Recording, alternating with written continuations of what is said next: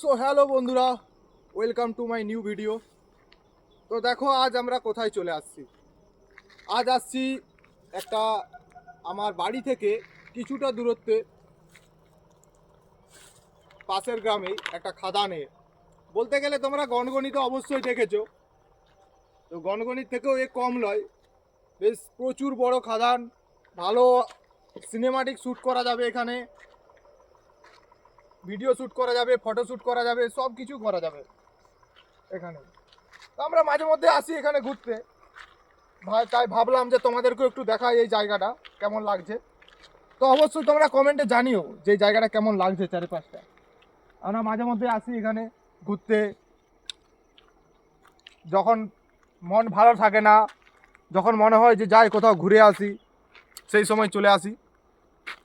সূর্যটাই কিছুক্ষণ আগে অস্ত গেছে, না হলে তোমাদেরকে দেখাতাম যে এখানে থেকে সূর্যটা কত সুন্দর আসছে ভিউটা। তো যারা যারা এখানকে আসছো অবশ্যই কমেন্টে জানিও, আর যারা যারা আসোনি অবশ্যই একবার চলে আসো, এসে দেখে যাও যে ভিউটা কত সুন্দর। গনগনিতে নদী থাকে কিন্তু এখানে নদী নেই, এটাই হচ্ছে একটা পরিবর্তন। গনগনিতে অনেক বড় বড় উঁচু খাদান আছে, অনেক কিছু আছে, বাট এখানে উঁচু খাদান নেই, এখানে সমতুল্য খাদান, শুধু চারদিক খোলা। গনগনিতে তো যেমন চারদিক খোলা, তো এখানেও চারদিক খোলা। তো অবশ্যই একবার চলে আসো।